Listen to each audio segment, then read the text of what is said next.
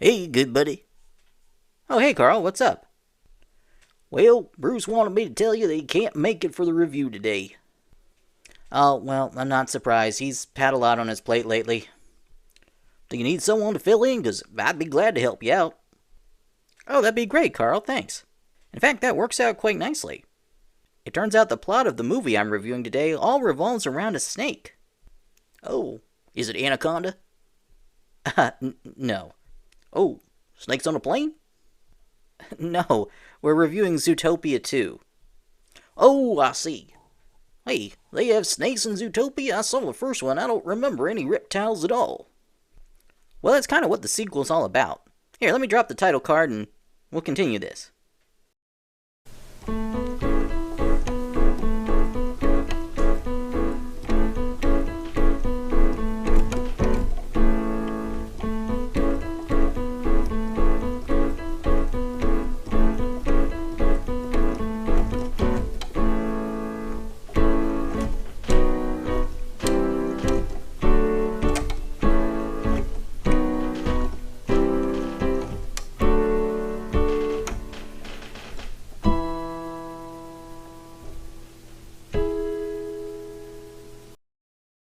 Hello, everyone, and welcome to the Commander Go Show, and welcome to our review of Zootopia 2.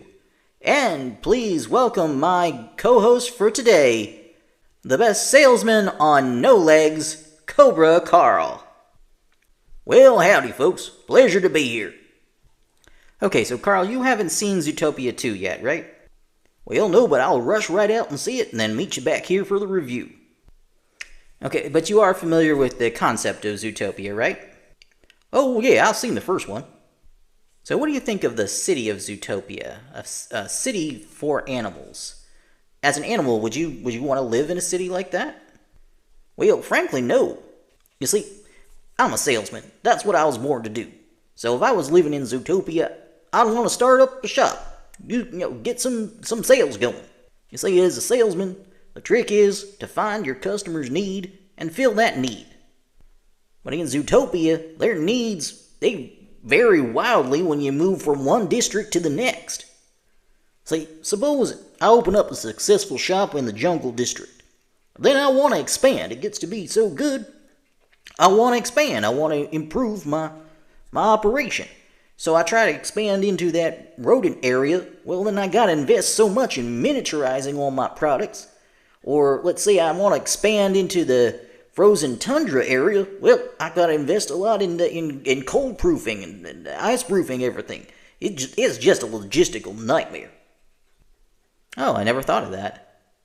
Yeah, I much prefer environments built for you humans. I mean, you humans, you're all the same species. So you have the same basic needs. So once I figure out those needs and how to meet them, my customer base is practically unlimited.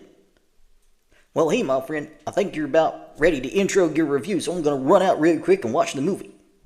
Okay, sounds good, and I am indeed ready to intro the review. So here goes.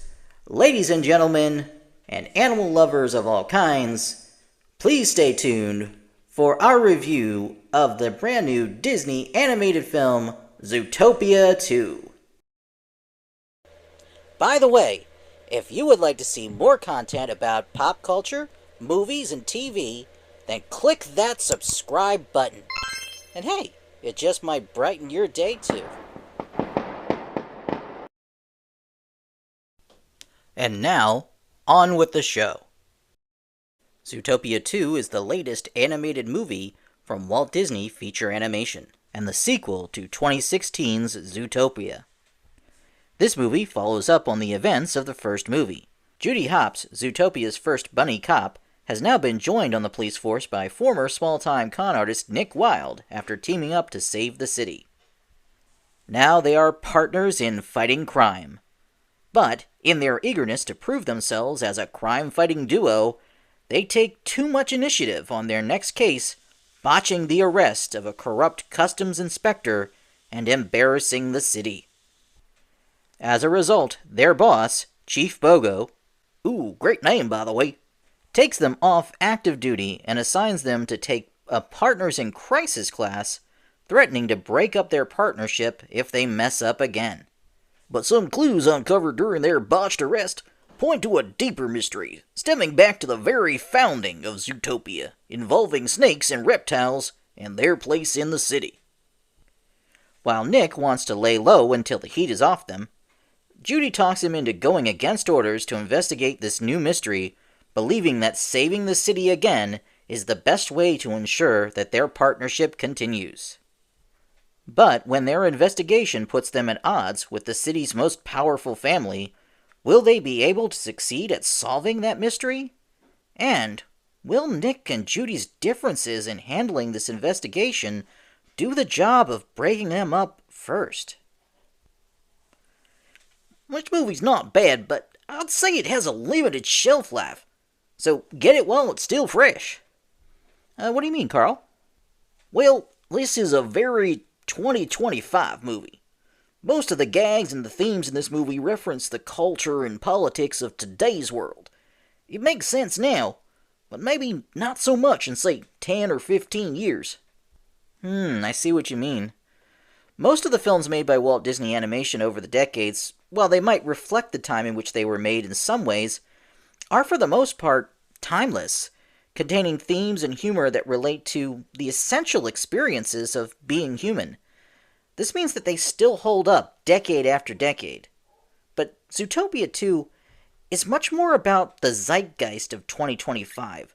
So to future generations, it may seem like little more than an odd time capsule of the era in which it was made. Oh, good use of the word zeitgeist. Part of the problem is that the film's premise of all these animals inhabiting the same city works best if you just go with it and don't think too hard about it. But despite having plenty of humor and gags, the plot is written like a serious crime drama that deals with societal prejudices and conspiracies. That kind of thing invites a more serious examination of this world. And when you do that, it raises all these questions, like why are there only certain kinds of animals in Zootopia? And how can they possibly maintain such wildly different environments right next to each other? In fact, the plot of Zootopia 2 seems deliberately written to try to plug some of these perceived plot holes. And while I think this movie gets away with it, I'm not sure you can build a franchise around explaining away the holes in your premise. Of course, when they do a third movie, and it looks like Disney does plan to do just that, they could just pivot to more of a straight-up comedy, and give it that just-go-with-it mentality.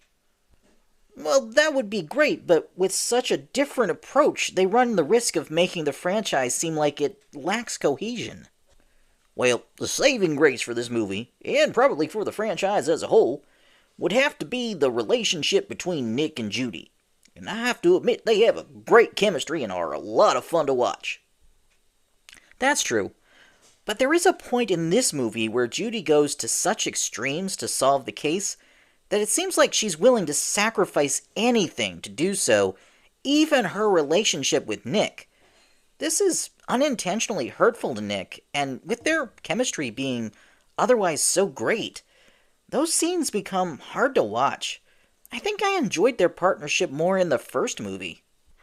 Don't get me wrong, Zootopia 2 is very well made, but when compared to the first Zootopia, or to DreamWorks' similar movie this year about anthropomorphic animals solving a crime, The Bad Guys 2, it just doesn't come out on top.